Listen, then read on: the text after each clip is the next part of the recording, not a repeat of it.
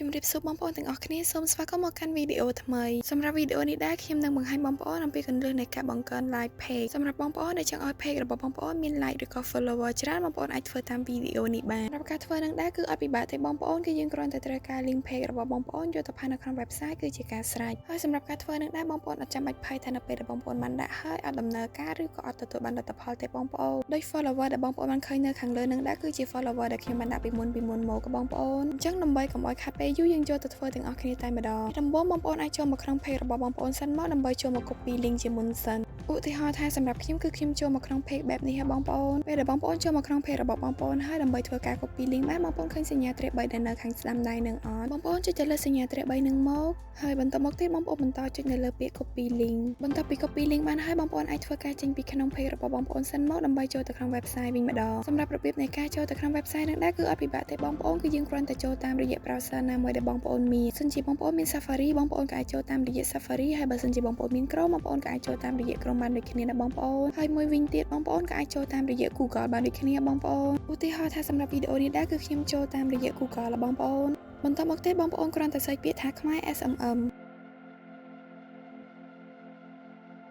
ខេបងប្អូនចុចពាក្យ search នៅខាងក្រោមនឹងមកហើយនៅខាងលើនេះដែរគឺជា link ចូលទៅក្នុង website របស់យើងបងប្អូនអញ្ចឹងបងប្អូនធ្វើការចុចនៅតាម link នឹងមកដើម្បីចូលទៅក្នុង website របស់យើងបន្តតែម្ដងសម្រាប់ website របស់យើងគឺមានទម្រង់បែបនេះបងប្អូនសម្រាប់បងប្អូនដែលបានធ្វើការចុចឈ្មោះចូលទៅក្នុង website ហើយនៅពេលដែលបងប្អូនចុចនៅតាម link មុននឹងនឹងលោតជាផ្ទាំង website បែបនេះមកបងប្អូនប៉ុន្តែសម្រាប់បងប្អូនដែលអត់ទាន់បានចុចឈ្មោះចូលទៅក្នុង website ទេបងប្អូនក៏អាចធ្វើការចុចឈ្មោះចូលទៅក្នុង website ដើម្បីអាចប្រើប្រាស់សេវាកម្មដែលមាននៅខាងក្នុង website នេះបានណាបងប្អូនសម្រាប់ link អំពីរបៀបចុចឈ្មោះនិងរបៀបដាក់លុយចូលទៅក្នុង website ខ្ញុំនឹងដាក់ link ជូនបងប្អូននៅខាងក្រោមវីដេអូនេះតែម្ដងនៅក្នុង website នេះដែរគឺយើងមានសេវាកម្មជាច្រើនដែលបងប្អូនអាចធ្វើការជ្រើសរើសប្រើប្រាស់បានទៅតាមតម្រូវការរបស់បងប្អូនតែសម្រាប់វីដេអូនេះដែរខ្ញុំនឹងបង្ហាញបងប្អូនអំពីគន្លឹះនៃការបង្កើន like ឬក៏ follower ទៅលើ Facebook page អញ្ចឹងជាដំបូងបងប្អូនអាចធ្វើការចុចនៅលើ logo Facebook នឹងសិនមកបន្តមកទៀតបងប្អូនបន្តអូសមកក្រោមបន្តិចដើម្បីចុចនៅកន្លែង category នេះសម្រាប់កន្លែងនេះដែរគឺយើងមានសេវាកម្មជាច្រើនដែលទាក់ទងជាមួយនឹង Facebook បងប្អូនតែបងប្អូនមើលលើ Facebook page like និង follower បងប្អូនអូខេបងប្អូនចុចនៅលើពាក្យ Facebook page like បូក follower នឹងមកចំណុចបន្តមកទៀតបងប្អូនមើលនៅកន្លែង service សម្រាប់កន្លែង service នឹងដែរគឺបងប្អូនធ្វើការជ្រើសរើសសេវាកម្មមកតង់ទៀតនៅក្នុងនេះដែរគឺយើងមានសេវាកម្មជាច្រើនដែលបងប្អូនអាចធ្វើការជ្រើសរើសប្រើប្រាស់បានទៅតាមតម្រូវការរបស់បងប្អូនសម្រាប់សេវាកម្មទាំងអស់នឹងដែរគឺសុទ្ធតែមានតម្លៃធូរថ្លៃទាំងអស់បងប្អូនសេវាកម្មដែលមានតម្លៃខ្ពស់បំផុតគឺត្រឹមតែ$2ទេនៅក្នុង1000 follower ឬក៏ like បងប្អូ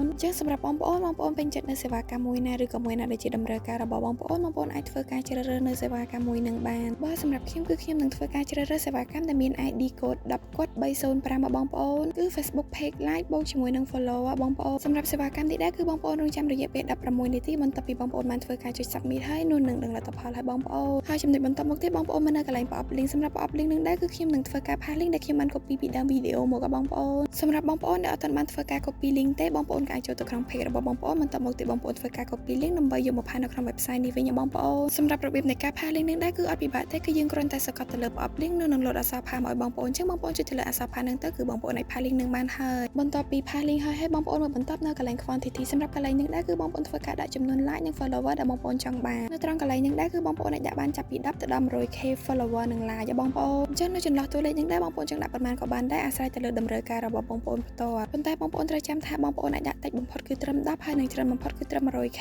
បងប្អូនឧទាហរណ៍ថាសម្រាប់ខ្ញុំធ្វើវីដេអូបង្ហាញបងប្អូនអញ្ចឹងគឺខ្ញុំអត់ដាក់ច្រើនទេគឺខ្ញុំដាក់ត្រឹមតែ10ទេបងប្អូនបន្ទាប់ពីបងប្អូនបានដាក់នៅចំនួនដែលបងប្អូនចង់បានអស់ហើយបងប្អូនមកបន្តនៅកន្លែងឆាតសម្រាប់កន្លែងឆាតនឹងដែរគឺវានឹងគិតលុយស្រាប់ៗមកបងប្អូនតែម្ដងថានៅពេលដែលបងប្អូនដាក់ចំនួនប៉ុណ្ណេះតើបងប្អូននឹងត្រូវចំណាយលុយអស់ប៉ុន្មានណាបងប្អូនហើយកន្លែងឆាតនឹងដែរគឺវានឹងប្រែប្រួលអាស្រ័យទៅលើចំនួន like ឬក៏ follower ដែលបងប្អូនបានដាក់នៅខាងលើហើយថាបងប្អូនដាក់ចំនួនលើពី10បងប្អូនដាក់20 30 40ឬក៏50អញ្ចឹងនៅកន្លែងឆាតនឹងដែរគឺវានឹងប្រែប្រួលទៅតាមនឹងដែរបងប្អូនពីបងប្អូនបានដាក់នៅចំនួនដែលបងប្អូនចង់បានអស់ហើយបងប្អូនគ្រាន់តែពិនិត្យមើលនៅសេវាកម្មដែលបងប្អូនបានជ្រើសរើសនៅខាងលើនឹងថាត្រឹមត្រូវអស់ហើយឬនៅបងប្អូនពិនិត្យមើលនៅកន្លែង category service link quantity ថាត្រឹមត្រូវអស់ហើយឬនៅបើសិនជាចំណុចទាំងអស់នឹងត្រឹមត្រូវអស់ហើយបងប្អូនអាចធ្វើការចុចនៅលើពាក្យ submit នេះបានបន្ទាប់ពីបងប្អូនបានធ្វើការចុច submit ហើយនឹងលោតជីវិកាយប័ត្របែបនេះមកបងប្អូនគឺមានន័យថាការបញ្ជាទិញរបស់បងប្អូនគឺត្រូវបានទទួលយកសម្រាប់សេវាកម្មនេះដែរគឺបងប្អូនរងចាំរយៈពេល16នាទីបន្ទាប់ពីបងប្អូនបានធ្វើការចុច submit ហើយនោះនឹងដឹងលទ្ធផលឲ្យបងប្អូនតែបើជាក់ស្ដែងទៅគឺអត់ដល់16នាទីទេបងប្អូនគឺត្រឹមតែ 4-5 នាទីអីគឺដឹងលទ្ធផលឲ្យបងប្អូ